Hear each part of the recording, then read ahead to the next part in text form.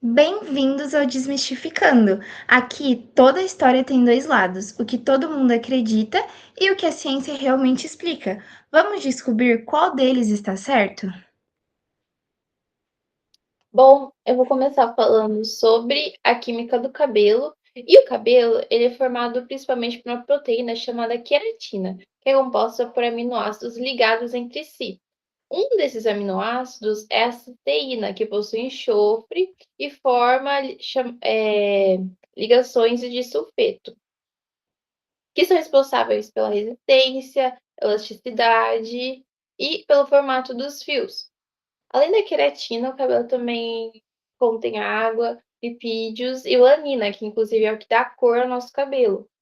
E agora eu vou falar das três partes que o nosso cabelo possui. A mais externa é a cutícula.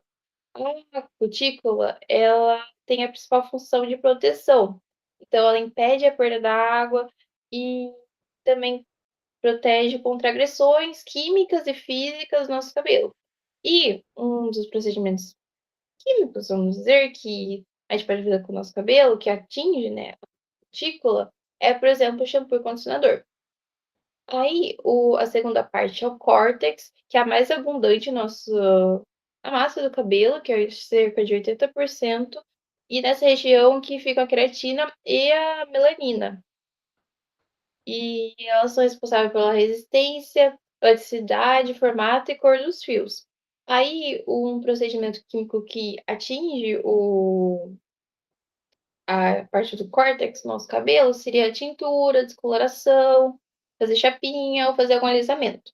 Aí a medula é a parte mais interna do fio e ela está principalmente presente em cabelos mais grossos. E ela tem uma função menos significativa quando comparada às outras camadas. Então, os processos químicos, eles geralmente atingem a cutícula e o córtex, nunca chegam a atingir a medula.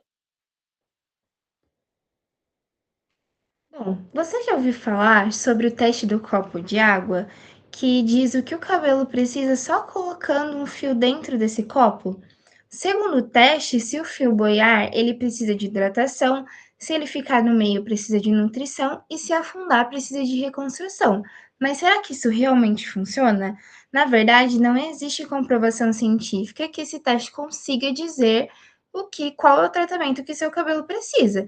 Isso acontece porque o comportamento do fio na água depende de vários fatores, como a propriedade do cabelo, a presença de óleos na superfície, resíduos de produtos e o estado da cutícula. Quimicamente, isso também pode ser explicado pela polaridade. A água é uma molécula polar, ou seja, ela possui uma distribuição desigual de cargas elétricas, o que faz com que ela consiga interagir facilmente com outras moléculas polares. Já o cabelo, ele é formado principalmente por queratina, que é uma proteína que possui regiões polares em sua estrutura. Quando o cabelo entra em contato com a água, essas regiões podem formar uma ligação de hidrogênio, que são interações intermoleculares responsáveis pela absorção de parte da água pela fibra capilar. Porém, essa absorção ela não depende apenas da necessidade de hidratação. Se o cabelo estiver mais poroso, com a cutícula danificada, ou tiver perdido parte da sua camada natural de lipídios, ela pode absorver mais água. Ele pode absorver mais água de maneira diferente. Então, além disso, os resíduos de creme, óleo, silicone, eles também podem alterar esse comportamento. Esses óleos e silicones, eles são substâncias apolares, ou seja, têm pouca afinidade com a água, e eles formam uma película hidrofóbica ao redor do fio, dificultando a entrada d'água. Já um cabelo que perdeu essa proteção, ele pode absorver água com mais facilidade. Isso significa que dois cabelos podem se comportar de maneiras completamente diferentes no copo, mesmo precisando exatamente do mesmo tratamento. Por isso, o fato de um fio boiar, ficar no meio ou afundar é suficiente para dizer se ele precisa de hidratação, não é suficiente para dizer se ele precisa de hidratação, nutrição ou reconstrução. O comportamento do cabelo na água, ele depende de diversas propriedades químicas da fibra. E não existe um teste científico que faça um diagnóstico apenas observando onde o fio fica no copo. O segundo mito que nós vamos falar nesse vídeo hoje é sobre o shampoo 2 em 1 e se ele realmente funciona. Todo mundo aqui já viu vendendo nos supermercados, nas farmácias, um shampoo, um único frasco que vem shampoo e condicionador dentro dele. Mas será que isso realmente funciona? A química explica que não, não do jeito que deveria funcionar. O shampoo, ele é composto por várias estruturas tensoativas. Os tensoativos, eles são divididos em duas partes, uma região hidrofóbica e uma região hidrofílica. A região hidrofóbica e a hidrofílica, elas se combinam e podem retirar toda a oleosidade e sujeira do cabelo. Já o condicionador, ele vai fazer a função contrária. Ele vai depositar substâncias que vão nutrir, que vão hidratar, que vão reparar o cabelo. Então, colocar 2 produtos em um frasco só que tem, funções totalmente opostas, não vai gerar um resultado eficiente.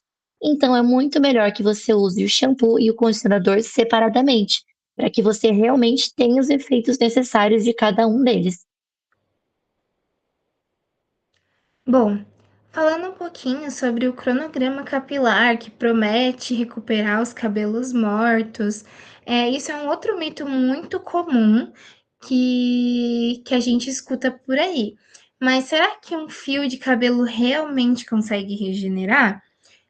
A resposta é não, porque a parte que nós vemos do cabelo é feito de células mortas. E como essas células não têm metabolismo, elas não conseguem reparar os danos que elas sofreram. Então, por que o cronograma melhora tanto o cabelo? Porque os cosméticos eles modificam temporariamente as propriedades químicas da fibra.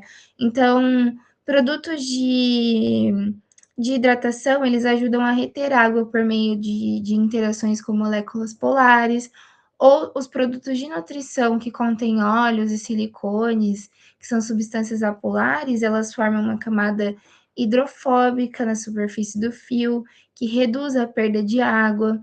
Já os produtos de reconstrução, eles depositam pequenas proteínas e aminoácidos que conseguem aderir parcialmente à queratina e até aumenta temporariamente a resistência do cabelo.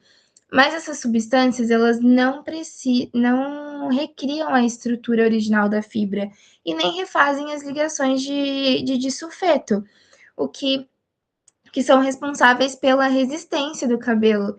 E elas podem ser rompidas com processos químicos, com descoloração e alisamento. Então, com o tempo, as lavagens, esses componentes, eles vão sendo removidos. Por isso, o cronograma capilar, ele melhora a aparência, o brilho, a maciez, a resistência dos fios, mas não regenera o cabelo morto. E o último mito que nós trouxemos aqui para vocês é sobre tintura no cabelo. Muita gente acredita que pintar o cabelo só vai atingir a superfície dele, mas na verdade você está mudando a estrutura química dos seus fios de cabelo. Quando a gente vai pintar o cabelo, nós usamos uma coisa chamada água oxigenada. A água oxigenada, o poder dela é retirar todo o oxigênio que está presente nos fios para que a tintura entre e atinja o meio dos fios, a parte do córtex. Então, vai mudar a estrutura química do cabelo, podendo enfraquecer a estrutura dele e até aumentar a porosidade. Ou seja, pintar o cabelo, ele não só atinge a superfície, ele penetra mais profundamente em cada um dos fios, graças à água oxigenada.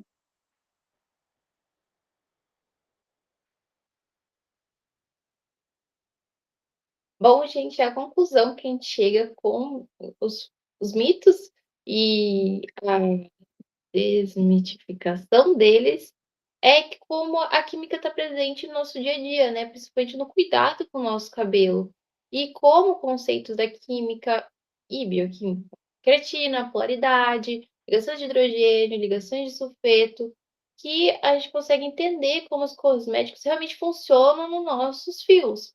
E como a gente também pode ver muitas informações que rodam aí nas redes sociais, nem sempre é verdade. Então, às vezes é aquela trend que você vê em alguma rede social de ai, tal coisa vai fazer bom pro seu cabelo, tal coisa, às vezes não tem uma base científica. Então é bom, nós sabermos como funcionam nossos fios e como esses processos químicos reagem com o nosso cabelo, para entender o que é melhor ou não para os nossos fios.